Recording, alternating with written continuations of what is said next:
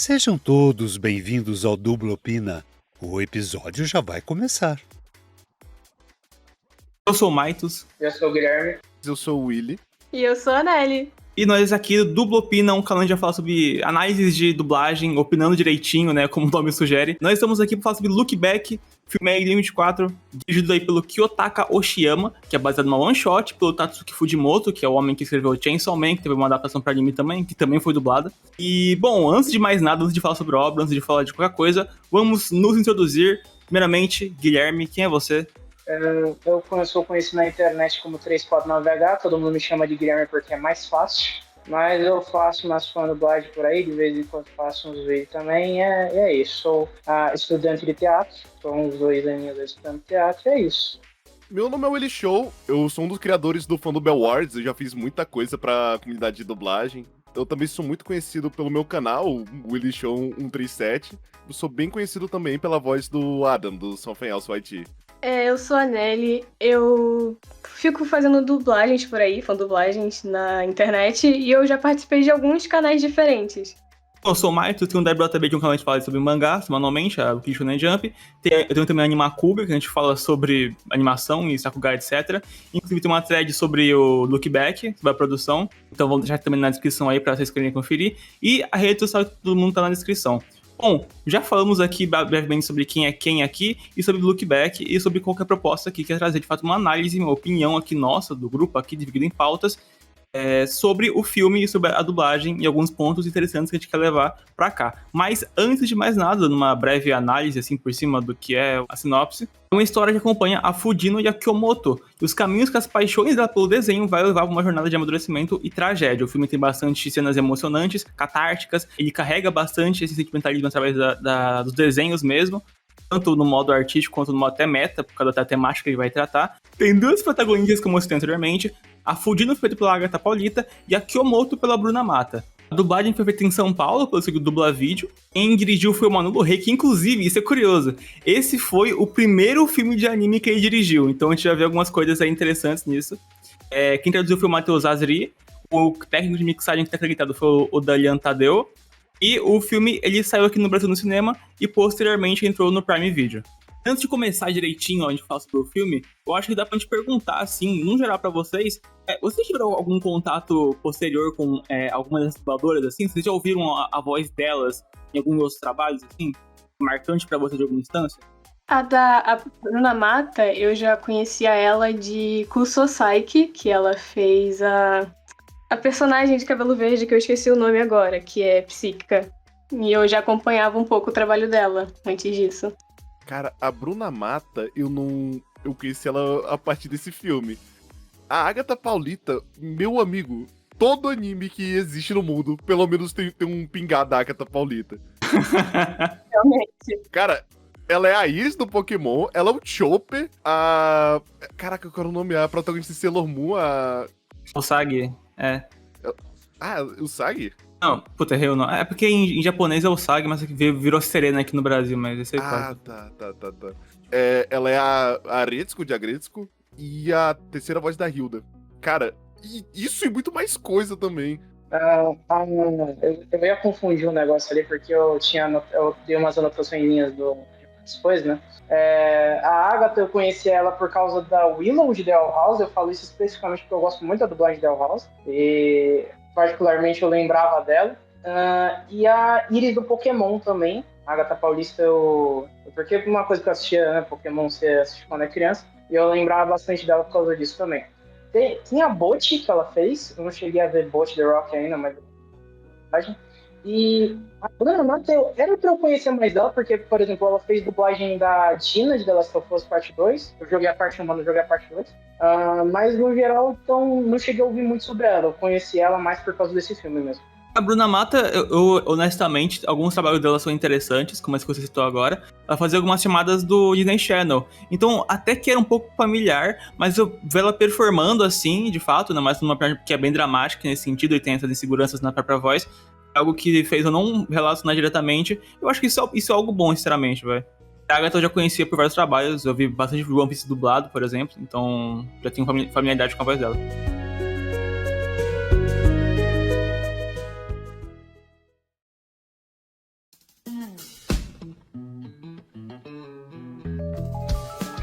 Bom, a gente já falou aqui do nosso contato anterior com elas, então vamos agora falar sobre nossa opinião sobre a performance delas separadas, né? Vou primeiramente falar sobre a Agatha Pauito na Fujino, né? Cara, sinceramente, ela dá um show, assim, em muitos momentos. Eu fiquei um pouco com medo, né? Porque, ok, originalmente quem faz a Fujino é a Yumi Kawai, tanto ela criança quanto ela adulta. E a voz dela, tipo, não muda tanto assim, em ambas performances. Mas eu acho que a Agatha, ela não precisou infantilizar tanto a voz dela quando foi fazer a fase mais infantil dela, a fase mais criança.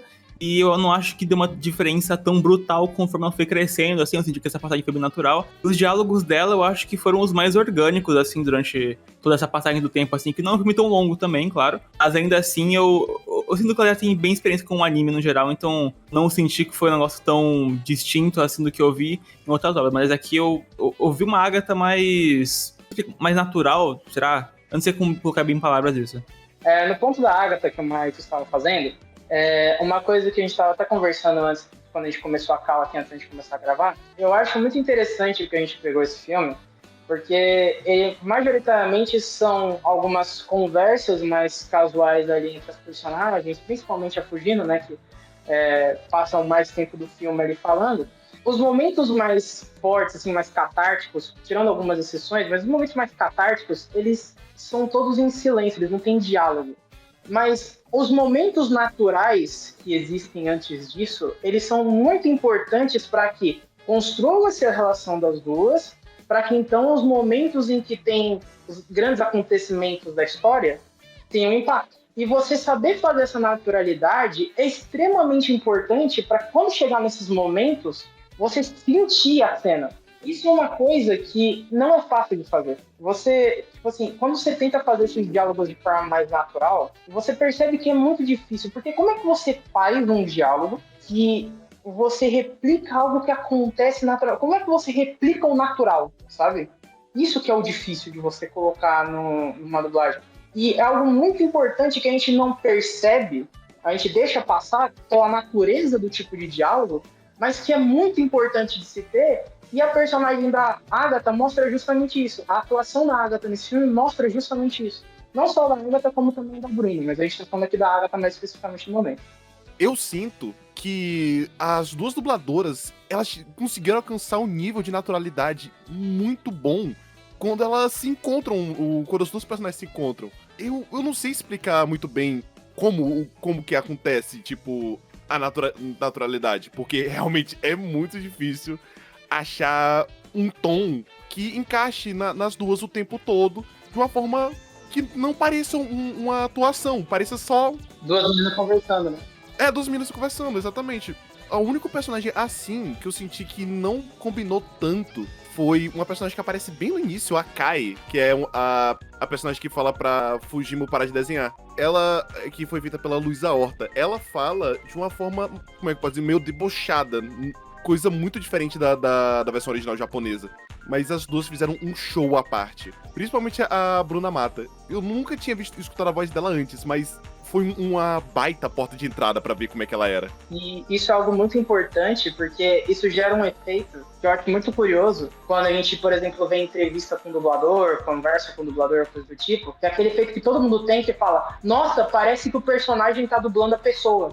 Isso acontece porque a atuação que a pessoa faz é tão natural, é tão bem feita nessa naturalidade, que quando você ouve a pessoa falando, você nem percebe, não registra pra você que aquilo é a pessoa falando, porque você tá associando aquela naturalidade ao personagem. Isso é muito interessante. Um adendo que eu queria fazer sobre a dublagem da Agatha é porque a gente percebe que a Fujimo, ela é uma personagem muito autoconfiante, tanto que ela meio que sente inveja da Kyomoto por causa do jeito que ela desenha muito melhor do que a Fujimo.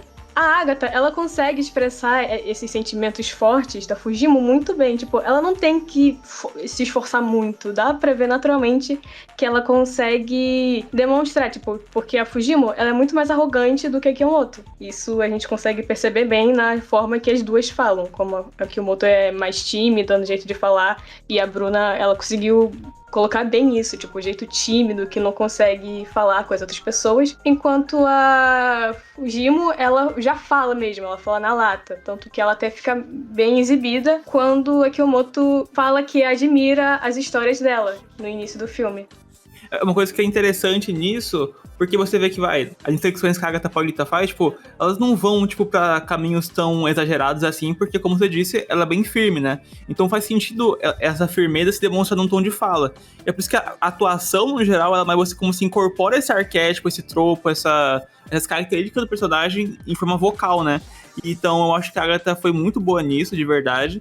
E, cara, sobre ela, eu não mais nada a comentar realmente, eu acho que a gente conseguiu falar sobre ela em específico muito bem, assim. Eu acho que a única coisa que eu iria adicionar também é que, como tu disse, ficou uma parada, um tom legal. Não ficou nada caricato. O meu medo é que ter ficado igual o pouco que eu vi da versão em inglês. A versão em inglês é muito caricato, é estranho de se ver. Dublagem americana, geralmente de anime, eu não sei no geral, né, porque eu acompanho mais anime, mas assim, dublagem americana de anime geralmente é assim mesmo. Eles são, tipo, exageradões, assim. Vamos para a Bruna Mata agora, ou vocês querem falar sobre coisa da Agatha? Não, eu só ia acrescentar no que a Nelly falou sobre justamente isso é uma coisa muito interessante. Ela consegue dar esses leves sentimentos, assim, de tipo assim, ela consegue demonstrar emoção de forma sem sair da naturalidade, sem exagerar muito. Também é uma coisa que é muito difícil de fazer, juntamente com a naturalidade. Eu gosto muito, particularmente, da cena que a própria Nelly citou, em que a Kyomoto fala que era muito fã do trabalho dela e não sei o quê. E quando eu vi no original, eu gostei muito dessa cena. E quando eu vi dublado, eu fiquei muito feliz que essa cena ficou muito boa. Porque ela fica naquela coisa, tipo assim, ela fala num tom assim, sem dar emoção nenhuma. Tá, legal, tá, não sei o quê. Aí quando ela começa a falar do mangá, que ela tá pensando no mangá, você fica, cara, ela tipo, tá metendo marra, sabe? Eu acho muito legal, achei muito importante ter pego essa parte, sabe? Ela tá tentando ser marrentinha, assim, sabe? Tipo, não importa, só vai ficar aqui, mas quem se interessa, né? Tipo, quem se importa? Acho que uma coisa que ficou muito legal, assim, um ponto memorável, assim, da dublagem, que ficou bem marcado pra mim.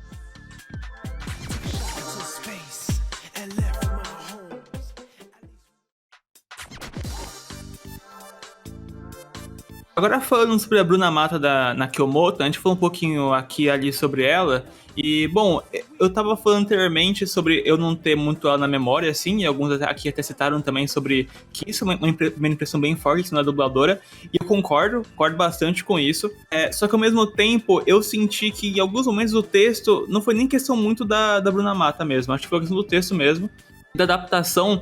Que você no japonês, quando a Kyomoto vai encontrar a Fujino pela primeira vez, né, e vai ficar toda animada, eu acho que a adaptação do texto, ela colocou muitas palavras num tempo muito curto e acabou, às vezes, perdendo um pouco desse tom, às vezes eu não sentia essa atuação tão forte, assim, nos grandes momentos, mas eu acho que, pra primeira impressão, assim, eu não fui o maior fã da Bruna Mata, nesse quesito, na atuação dela, a inflexão dela, mas eu acho que depois, assim, nos momentos seguintes, eu acho que eu fui gostando mais, e principalmente eu acho que a maior parte dela, assim, foi aquele diálogo que elas têm. Até tem a questão de que ela quer fazer a faculdade, que ela tá insegura. Eu acho que é bem a antítese, assim, da Agatha Paulita num sentido bom, sabe? Enquanto ela tá mais firme, enquanto ela tá mais estática, num bom sentido, assim mesmo, a Bruna Mata, ela tá mais insegura, ela tem mais... a voz treme mais, assim, eu sinto que isso contribui bastante com a experiência. Na minha visão, quando a Bruna Mata fez a Kyomoto criança, eu não tenho uma diferença, assim, dela criança pra ela adolescente já na faculdade. E isso me causa um pouco de estranhamento, porque por mais que eu goste da Bruna Mata na Kyomoto, a voz dela quando criança ficou muito igual à dela adulta. Tipo, não houve uma mudança, além dela ter aprendido a falar um pouco mais, porque a Kyomoto, ela consegue aprender a falar mais, no caso, na outra versão da história, onde ela sobreviveu. Mas, fora isso, como você falou na cena da faculdade, que ela cita que vai pra faculdade, eu gostei que ela conseguiu, mesmo sendo tímida, ela conseguiu ser um pouquinho mais firme pra falar de igual com a Fujimo, porque a Fujimo já tava falando que ela não ia conseguir falar com os outros, que ela não ia ser nada com a faculdade de artes. E ela continuou mantendo pele, tipo, tentando falar, mas eu vou conseguir, eu vou tentar. Mesmo ainda estando um pouco trêmula de timidez. E eu gostei muito dessa interpretação da Bruna. Eu adorei a interpretação da Bruna muito no... quando a Akimoto era criança. Mas é como a Nelly disse, depois que ela cresceu, não teve uma diferença tão grande assim. A Agatha, ela soube dar um tom que não necessariamente precisou mudar o jeito ou a forma da Fujino falar, mas dá pra se ouvir que ela não é mais uma criança, que ela se tornou realmente uma mulher mais velha. Eu gosto muito das sessões que a Akimoto fica trêmula, fica muito nervosa. Eu sinto que a Bruna conseguiu passar bem aquele sentimento de nervosismo, aquele sentimento de fobia social. Eu adorei a Bruna no início ao fim, principalmente na cena, como eu tinha dito antes, nas cenas que as duas estão juntas. As duas, elas funcionam muito bem juntas. Eu tenho também esse problema que a Nelly citou, porque, como o próprio Willy disse, eu acho que tem uma vantagem aí também da Agatha, né? Porque a Fujino, ela meio que mantém um pouco essa firmeza, mas que de forma diferente, assim, que é transmitida pela voz dela, um jeito diferente, mas ainda assim natural, conforme ela vai crescendo, criança, adolescente, adulta. Só que a Kyomoto, ela ainda mantém essa insegurança, só que eu acho que a Bruna Mata não conseguiu distinguir muito bem isso. Ela não conseguiu dar um tom muito diferente assim. Tá bom que no original também, né, a Mizuki Yoshida que faz tanto a Kyomoto criança quanto adulta, nessa outra realidade. Só que eu não sei, eu não senti tanto. Eu senti esse estranhamento assim quando fui perceber que os dois estavam a mesma coisa. Eu acho que em certa instância isso pode até atrapalhar um pouco o andamento do filme, sabe? Pra quem assiste. Porque não tem tanta diferença clara nisso. E tem outra coisa também que acho que realmente incomoda, mas não é por parte dela, a parte de outro dublador, mas eu vou falar isso depois. Mas no geral, assim, eu não tenho grandes problemas com ela, não. Eu acho que a Agatha realmente é melhor, mas eu acho que é injusto comparar por causa são tropos diferentes, né? Essa parte eu achei bem curioso vocês mencionarem isso, porque eu vou ser sincero com vocês, eu não percebi isso direito quando eu tava assistindo o filme. Obviamente, agora que vocês mencionaram, eu percebi que, realmente ela não muda muito de voz, mas isso foi uma coisa que, pelo menos pra mim, não fez tanta diferença na parte da Bruna. Mas é realmente um ponto a se notar e que você tem que tomar um cuidadinho, assim, né? Agora, uma coisa que eu gostei muito, um ponto específico, que eu até deixei anotado porque eu achei muito interessante. Vocês mencionaram aquela cena que tem a separação das duas, né? Quando as duas são adolescentes, ela fala sobre ir para a faculdade de artes e tudo mais. Naquela cena, tem a conversa entre elas, quando a Kyomoto vai admitir que vai para a faculdade de artes e vai tá querendo contar para Fujino. Eu acho muito interessante como, para trazer a ideia daquela pessoa que realmente é introvertida, ela começa a falar pra dentro. Ela fala meio assim, sabe, tipo, pra dentro, como se a voz quisesse sair, mas não consegue. Deu pra ouvir direito o que eu falei aqui, né? Só pra...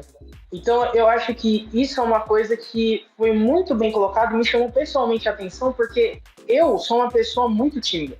Então, eu pesquei esse detalhe porque isso é uma coisa que me acontece, sabe, no dia a dia. Sabe, tipo, às vezes eu tô dentro de casa, vou comprar alguma coisa no mercado, aí eu vou falar, aí eu começo a falar pra dentro. Isso acontece. Isso é uma coisa que eu acho muito interessante ter sido colocado. Foi um detalhe que acrescentou muito na cena pra mim. Foi uma coisa assim que eu fiquei, cara, sabe, você vê, isso dá a ideia de que realmente ela tá insegura sobre contar isso pra ela. Foi uma coisa que eu achei muito interessante dessa parte da dublagem, dessa parte da atuação da Bruna. O resto é basicamente o que vocês disseram mesmo.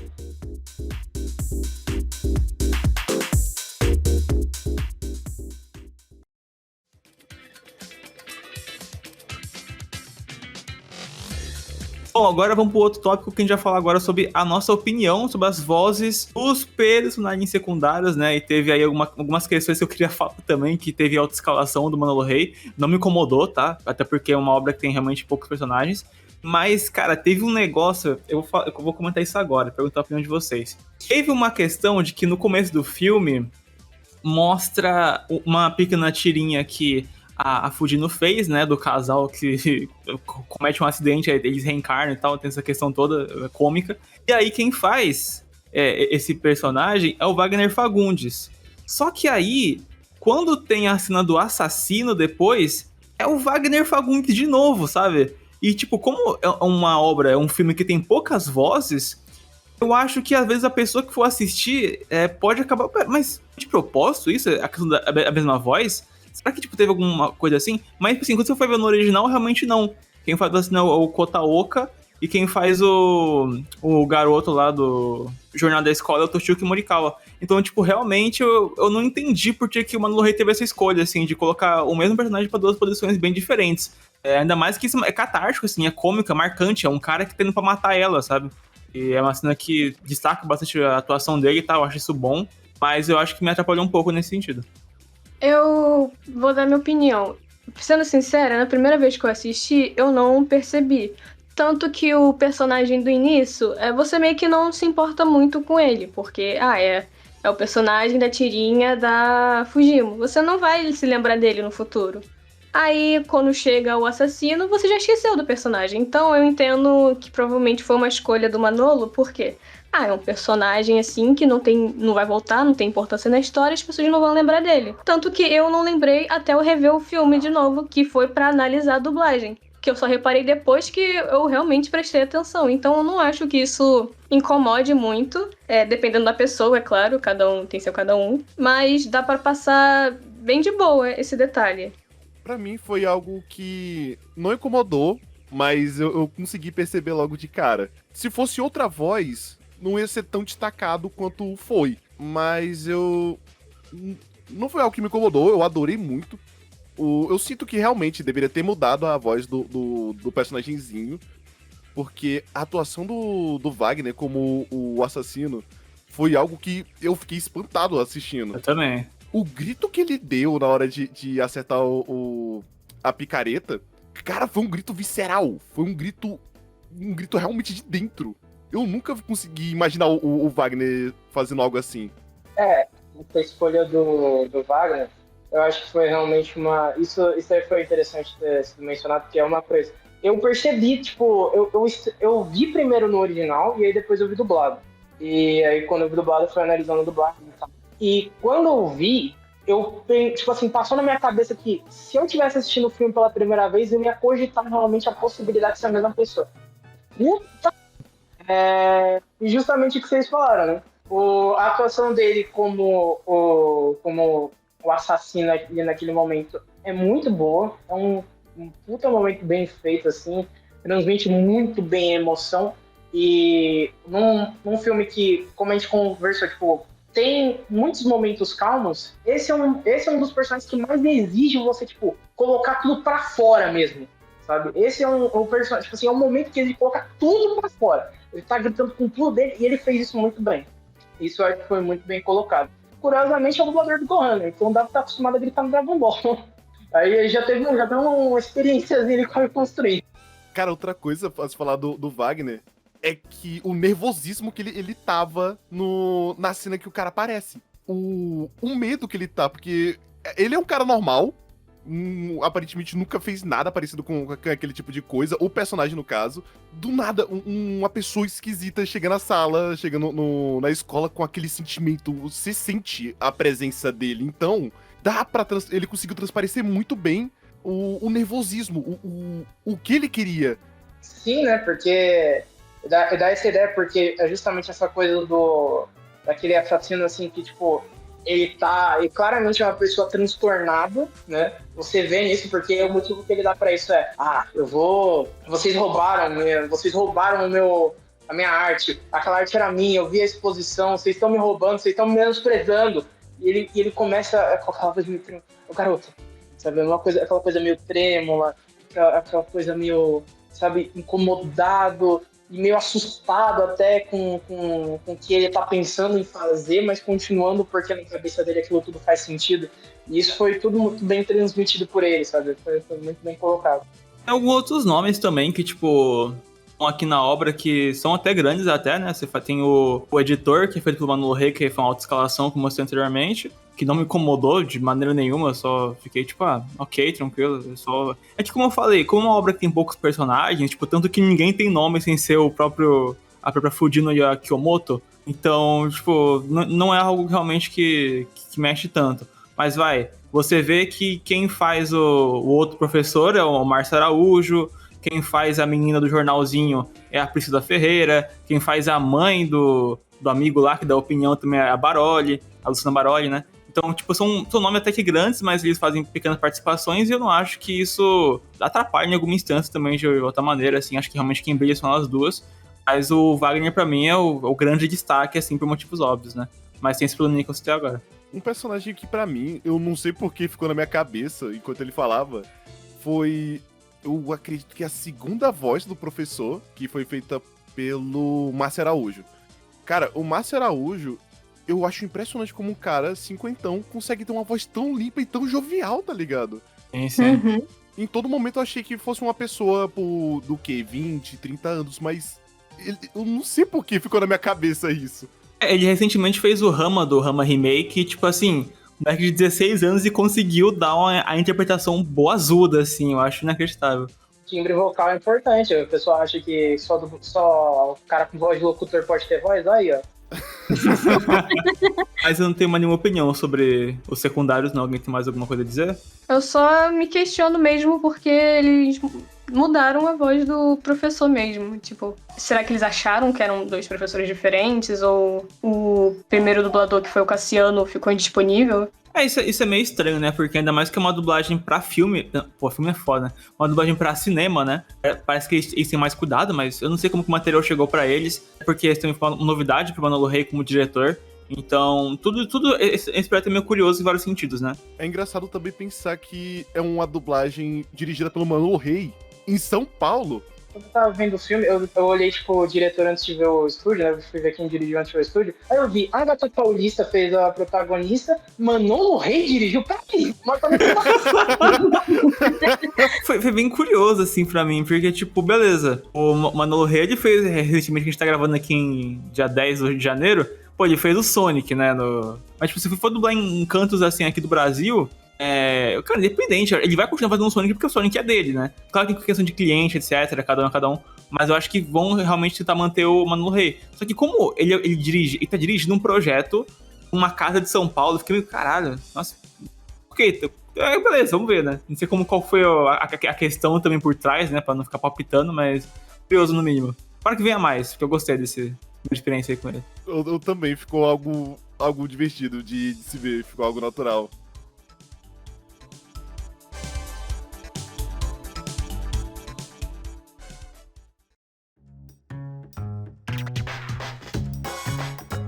Bom, a gente teve esse papo inteiro aqui sobre cada ponto, assim, a gente falou sobre a performance da Agatha, da Bruna, falamos sobre algumas adaptações, falamos sobre algumas questões ali dos secundários. Agora, vamos opinar, assim, vamos tentar chegar num consenso aqui nós quatro.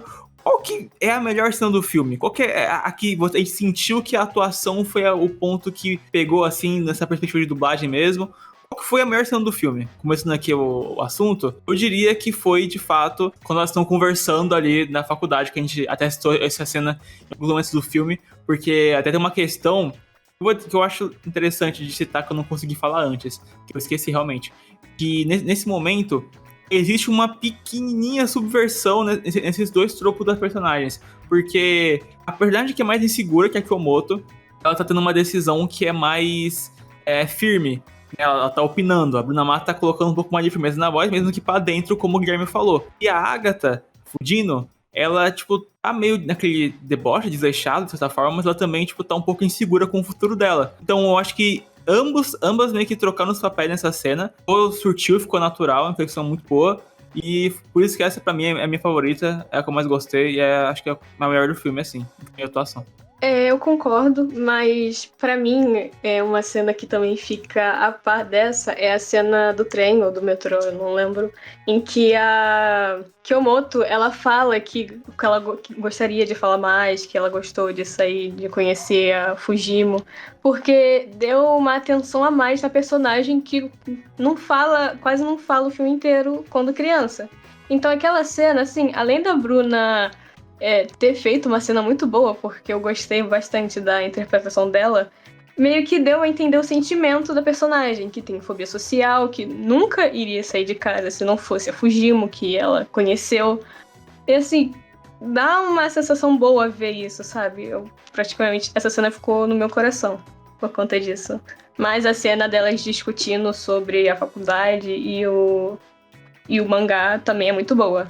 não vou discordar. Pra mim, as cenas que tanto o Marcos e a Nelly citaram são ótimas cenas, eu tava pensando em citar as duas também. Ah, pelos mesmos motivos que os dois falaram, né? A cena, são nós conversando entre aquilo que eu falei de você ter a naturalidade servindo como uma forma de construir para a amizade delas, para que no momento, por exemplo, tem a quebra, né, tem a separação delas, justamente tem mais impacto, porque você viu elas tendo essa química, essa amizade, e aí agora tá tudo se quebrando por causa, né, de toda a situação ali que aconteceu. Mas eu acho que, para mim, a cena que marcou, eu já mencionei antes, foi a do início, quando as duas se encontram pelo primeiro momento do filme. Para mim, esse é um momento que pegou bastante, porque você tem... É um momento muito importante do filme, né? Que é o acontecimento inicial, é o que começa, o que leva todo o resto do filme a acontecer, né? Eles até brincam com isso lá na reta final. Justamente por isso, o encontro das duas, e a Kiyomoto falando quanto ela é fã, quanto ela adora o trabalho dela, e a Fujino tentando disfarçar a empolgação, fingindo que não se importa, sabe? Mas que tá continuando, e ela falando daquele jeito, fingindo que não se importa, revela pra gente que ela tem um mangá que ela tá planejando fazer e que ela vai começar a fazer agora. Então, esse momento é muito importante, você ter pego as coisas certinho, assim, da intenção das personagens, porque já mostra bastante da relação entre elas e é um momento que é muito marcante do filme, sabe? Então, foi importante ter pego certo isso. Pra mim, teve duas cenas que me marcou muito, que ficou muito no meu coração. Que foi exatamente a cena da faculdade e também a cena que as duas veem que ganharam o concurso. É uma cena muito simples. O redor inteiro dessa cena é algo muito simples de se ver. O jeito que elas falam é uma conversa muito, muito legal. É algo gostoso de se ver. É bom ver que tá dando certo as coisas pra ela. Pra mim, a melhor cena disso tudo foi o abraço das duas. Que foi naquele momento que eu percebi que as duas dubladoras conseguiram se encaixar. Foi naquele momento que eu percebi que, dali pra frente, o jeito que o filme foi dirigido não é mais o mesmo de antes. Pra mim, elas cresceram naquele momento. O que você falou é muito bom, né? Porque é até que meio que extra obra. Então, tipo, por mais que tenha essa questão na narrativa, né, desse abraço, ele também transmite um entendimento muito bom, tanto do diretor quanto das personagens, quanto das dubladoras mesmo, né? Elas conseguiram contrastar uma cena maravilhosa, assim. E, cara, eu acho que é bem especial, bem sólido, né, esse trabalho num todo, assim. Eu fico feliz com isso.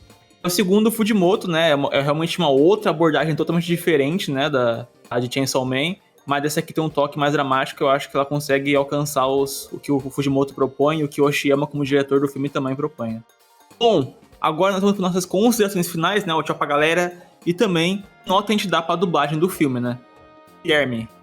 Quem a dublagem de Look Back conseguiu alcançar realmente as emoções principais que o filme precisava alcançar, trouxe muito bem o elemento de naturalidade que é necessário para os momentos ali da cerne do filme, para trazer justamente o impacto das cenas mais fortes do filme. Conseguiu fazer isso muito bem, conseguiu trazer os personagens muito bem dentro das duas dubladoras ali, a Bruna Mata e a Agatha Paulista. E, portanto, eu considero, sim, de um dos maiores altos níveis mesmo. Então, pra mim, eu colocaria uma nota 9. Não daria 10, porque pra mim 10 é uma coisa muito pessoal e exclusiva minha. E por isso a minha nota é 9. Esse filme, eu gostei bastante da dublagem dele, tanto da história e como foi passada as emoções através da dublagem. E considerando que essa foi a primeira direção de anime do Manolo Reis, dá pra ver que ele sabia o que estava fazendo, mesmo sendo novato naquilo. O que é admirável, porque eu acho que eu ficaria bem confusa se eu estivesse numa área nova que eu nunca fiz antes. Então, de acordo com as interpretações, com a mixagem, com tudo, eu vou dar 9, por causa que também, como a gente citou, houve alguns erros, alguns detalhes que a gente não sabe o porquê que aconteceu. Então eu vou ficar com 9 de 10 também. O filme foi algo que realmente mexeu comigo. E a dublagem também ajudou a dar esse sentimento que o filme realmente quis passar. Tanto que, assim que o filme terminou, eu não entrei na cal, fui mandar mensagem pros meus irmãos pra saber se eles estavam bem. Como disseram, é a primeira vez do Manolo dirigindo um anime. Eu acredito que pegaram o Manolo por ser algo tão caricato assim, não tão animezinho, por assim dizer. Então acho que o Manolo conseguiu entregar bem, uma boa direção, as dubladoras entregaram muito bem, principalmente a Bruna Mata pra mim. Então pro filme eu dou um 9 e pra dublagem eu também dou um 9. Simplesmente delicioso, eu assistiria todo dia se eu pudesse. A dublagem de Look Back, assim, nesse minha segunda assistida, tal como a do Guilherme também foi, e da Lenei também, eu vou dar um 8, tá? Eu vou meio que ser o chato aqui da nota mais baixa, mas ainda assim muito boa. Eu gostei muito da Agatha, eu achei alguns momentos da Bruna interessantes, só que eu acho que ao longo do tempo, com ela ficando mais velha, eu não senti muito que teve essa progressão da personagem por meio da voz, assim, amadurecendo. Então isso me atrapalhou um pouquinho. Eu acho que a questão do Wagner Fagundes também eu senti um incômodo. Eu acho que, no geral, é interessante, é bom. Pra ser a direção do Manolo Rey com um filme de anime, eu acho que foi bem sólido. Alguns erros podem realmente ser fatos externos, né? Às vezes pode nem ser culpa de fato da direção ou do dublador, né? Pode ser algum outro fator, mas como consumidor, como alguém que tá analisando essa perspectiva, assim, de que gosta, de que quer o melhor do produto, eu realmente acho que 8 é uma nota boa, uma redondinha. É isso. Essa dublagem do Look Back, essa foi a nossa análise no Dublopina.